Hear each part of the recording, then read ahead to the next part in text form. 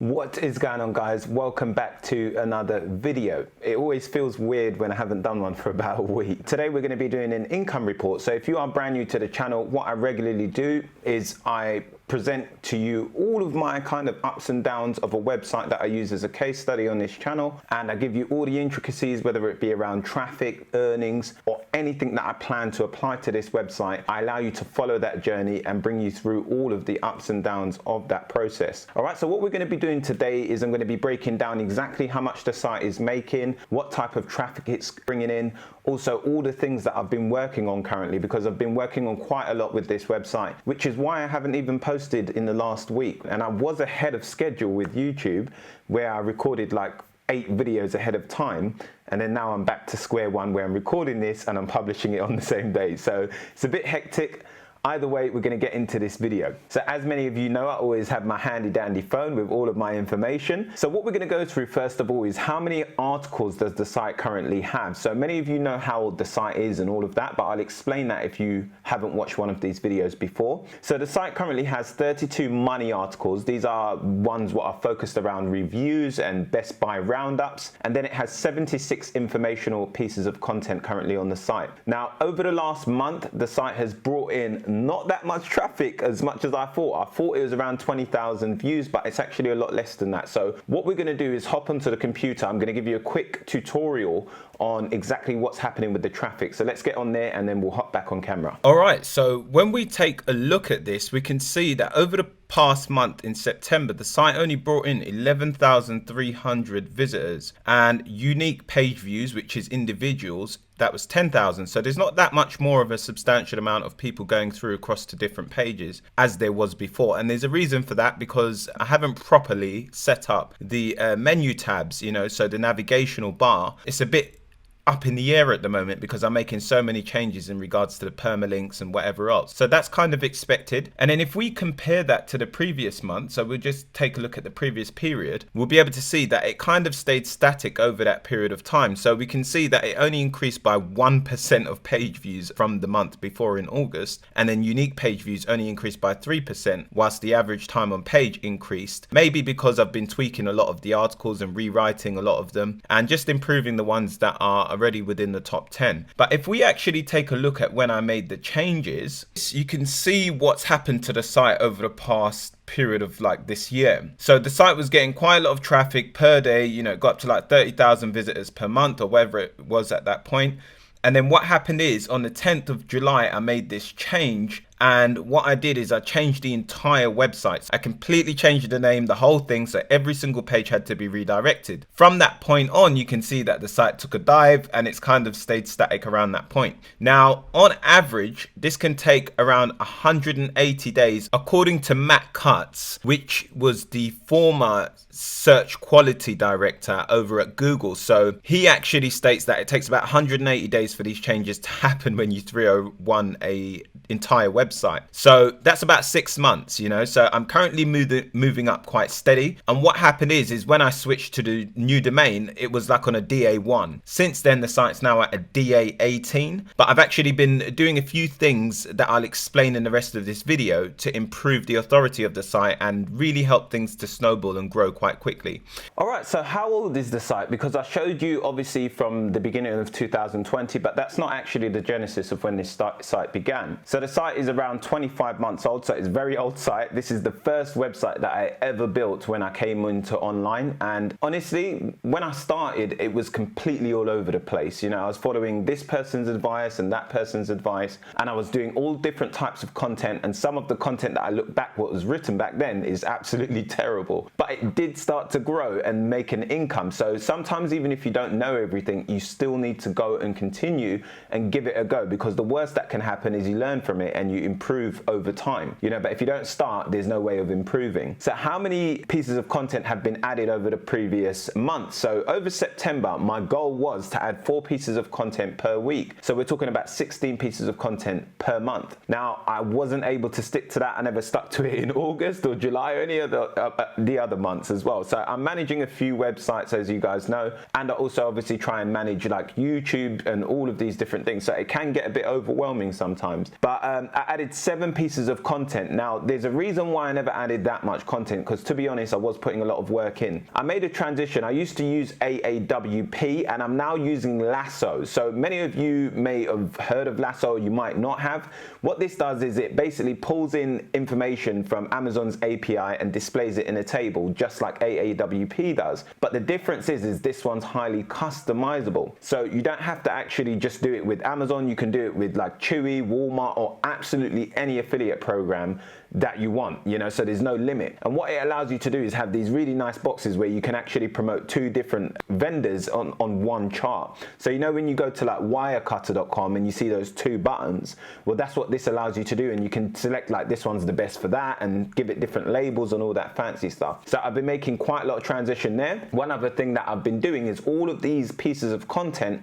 are massive, big pieces of content, because the site before was particularly focused on golden retrievers, and now it's just a general dog website. So I'm focusing on different things for dogs in general, so it doesn't just cater to golden retrievers. And what I'm doing is building out silo pages. So what this is basically I'm building out these big pillar pieces of content on the website, and then I'm selecting them as main pages to give it hierarchy within the actual permalink, and also through my interlinking structure. So what's happening is say for example I've got an article on best dog food, I'm then creating all these sub pages around different types of dog food for different breeds, and then they all link back up to that main article to give it a lot more authority, trust. So that means even if I get a link on any of those sub pages, it's then recycled and passed through to that big main article. And what this does is obviously it gives you a good chance at ranking for high level competition keywords. Now, just to give you an example of that to really drive the point home, I'm actually going to get onto the computer and give you a quick example so you can see how this works in operation. So as you can see, we've got best dog food that we just typed in, and then the #1 ranking website is actually just a site that's a silo page. So it's not actually an article, but they're outranking all of the websites that have optimized for that keyword. And if we look at that, you can see there's a substantial amount of traffic actually coming to it. All right, so if we go back to that, you can see that they've got all of these lower competition keywords that they actually are ranking for, and then they're passing all of that power back up to this page, and that's through interlinking and site architecture. So when we take a look at this, you can see that best dog foods is like the main topic of this silo, and then when we go into here, it's now in a subtopic. So we've got in the hierarchy here, we can see that there's best dog foods, but then a sub topic of that is puppy foods. Okay, so that comes under that, and then we've got best senior, again that falls under the same hub, and so on and so forth. So that's exactly how that works and how siloing works, but I'll do a video on this in the near future as well. So what's my keyword research strategy been? Now, I personally keep a hit list of different articles, but the way that I've been weeding out a lot of keywords is by simply finding low competition websites, low authority websites, and then reversing and seeing what they're ranking for. So I pluck out all the money keywords and put them into my sub silo sections. Yeah, so if it's all about dog foods and whatever, it's easy to rank, it all goes under my main best dog food article, and then all of the sub pages go under there. And then the other way that I'm finding them as well is by going into Ahrefs, drumming in a keyword, and then going to the also ranks for section, and that brings up quite a few. Now, there was a method that I was explaining previously in one of the posts or whatever on YouTube, and it caused quite a bit of an uproar. So I thought, you know what, I'm not actually going to share that, because it was something about obviously a particular channel on this on YouTube, and it, you know, it can be a bit controversial. So yeah, I just thought I won't share that. It's a very easy way of me finding keywords and whatever else, but I share quite more than enough on the channel that you guys can go and see how to find easy keywords. All right, so it's not like the golden method, it's just a good method that I found. What does the backlink profile look like on the site? So currently the site has 233 referring domains. Now this is quite good, because when I actually made the transfer, of course, like quite a lot of the links were lost and things happened, whatever, and some of them take longer to come over and whatever. They are all set up on redirects, but they didn't all make the transition immediately. I don't know exactly why. Previous to that, I had 244 referring domains, so obviously you're always losing some as well and things like that, so that does happen as well. So out of that, 144 links I actually do follow. Now these are the most important links that make up your link profile. A lot of people take into account like a whole entire website's backlink profile, which is good to get a kind of overview of the whole profile, but you really want to take into account the do follow links, because those are the ones that Google are taking into account to pass over like trust and power and all those different things that particularly have an effect on your rankings. Okay, so many of you know that I wasn't actually focused on links like when I started this site, and it's something that I've really taken on board recently, and I have been building links to the site now, so that's actually been helping the authority grow and, you know, rank some of the articles and whatever else. Now my backlink strategy is very simple. I keep within the metrics that Matt Diggity shares within his free ebook. You can go check that out on Diggity Marketing, and it's all in accordance with the amount of traffic you're getting. So if you're getting like 1,000 visitors, you can roughly build like, I think, 5 links a week or something like that. If you're getting like 10,000, then obviously you can times that by 10, you know, so whatever it may be, you can multiply your efforts to stay safe within the realms of Google and obviously build links consistently. Okay, so I'm building about 2 links per week, and I'm outsourcing those links purely by going to competitor websites for keywords that I'm trying to rank for. So say for example, I'm trying to rank for best dog food for golden retrievers, whatever it may be. I'll go and find the top 10 ranking websites using Ahrefs for that, and export all of the websites and referring domains that are going to those top 10 pages. And then I'll use a filtering tool with something called Linkio that I'll do a tutorial on in a future video. And that determines the anchor text that I need to use, and it filters down obviously all of the forums and all of the links that I don't want. Yeah, so I try and get just the main links that are really passing that power and trust. And then I'll pass that to an outreach specialist, and they'll reach out to those websites and make them an offer of where I can either get a link insertion or obviously guest post opportunity. The other way is that these guys are just going out and reaching out to other websites that are relative to my site. So they're reaching out to tons and tons of dog websites, and then they're updating an Excel spreadsheet non-stop with new opportunities, new websites, and then I go and vet those sites and basically on the sheet give like a yes or a no of whether I want to accept the link or not. And to give you a better example of that so you can actually see what I'm talking about, let's just go back onto the computer and I'll show you on the actual spreadsheet. So if we take a look at this, you can see that there's tons of links, and then there's the fees and whatever else. And these guys, you can see where I put yes and no and whatever else. And then there's more information about my website to the right, which I won't be sharing here. But what happens is I'm able to quickly identify sites that I'll potentially want to get a link from. So these are all dog websites. And what happens is I give them like benchmarks and criterias to go out and source these websites in the first place. So before they even go out, they're making sure that the website has traffic, no unusual links to it. You know, they're not a link farm, all these different metrics of how I determine and vet a website. Now, it's not foolproof. So like obviously when they give me these sites, I'm still manually going and checking them, you know, making sure they got social media profiles, they're legit, all these different things. And then I can see the actual average traffic, which I have a criteria on as well from Ahrefs. And then you can see these are the fees that are pitched by the people on guest posts. I'll get this guy to negotiate on these prices. So some of them are cheap, as you can see, but obviously you've got to factor in what kind of website it is, traffic it gets, and all of that. I usually don't accept anything that gets less than 1,000 visitors per month, because then it shows that Google doesn't love the site. So why should I get a link from it? And then obviously these are the link insertion fees as well. So that's on an existing article. Usually I'm going for an article that already has some level of power and a lot of links going to it, because then that authority can be passed on to my particular article. So I try and find something that's related to the topic of where I want to link it to. And there's many different things that I'll explain in a backlink tutorial video. So I've just had to bring you into the back of my notes today, and the reason for that is purely because I recorded this part of the video earlier. My battery died on the camera, so it's all going a bit haywire today because the light, my ring light broke for recording as well, so I've got to replace that. But anyway, the site made through Amazon $135.90, which is a very dramatic drop, obviously, from where the site used to be. And then through Ezoic, the site made $104.56 with an EPMV of $11.10. Last month, obviously, was very low because it was going through transitions and whatever. And I don't know what that is. That's like an old note. So then ClickBank, the site made $0, bringing it to a total of $240.46. And the next part of this video is where we was going to go into featured snippets. So where I take it from in the next part might not make sense, but we're talking about featured snippets. Let's get on to the video.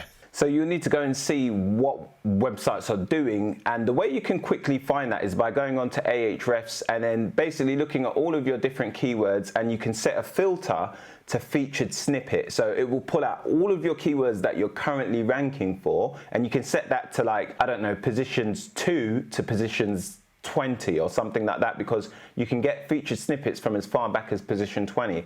And what you can do is basically you could be in that position 15 and snatch the featured snippet, you know. So this is the kind of stuff that can happen, because I was looking into it and studying it quite a bit. Different types of featured snippets warrant different types of articles. So sometimes it's like a list, sometimes it's a table, sometimes it's like one paragraph. There's all different things, and that depends on the type of search intent, you know. Like if you're searching for where can I go camping, you don't want to see it. If it's a comparison kind of thing, you can have a list. But if it's not, if it's a single thing, like why do dogs get sick, you know, you don't want to see that in a list in that sense, you know. So there's many different types of keywords that you will do different things for. And one of the other things I've worked on recently is a new homepage. So it's going to be basically catering to this silo structure and whatever else, and I'll do videos on this in the future. One of the last things I wanted to mention as well, which is really paramount, I can't believe I forgot it, is when I made this transition, I basically checked the domain on Wayback Machine after the transition happened, and I was thinking, oh, like, you know, this site was a site before, I didn't know, but it was listed as a brand new domain. So it was actually an expired domain, but it was listed as brand new on GoDaddy. I was asking customer service and they were unsure about it and whatever, and it took like about 2 weeks or a month or something for me to get it in the first place. But whatever happened with that is a different story.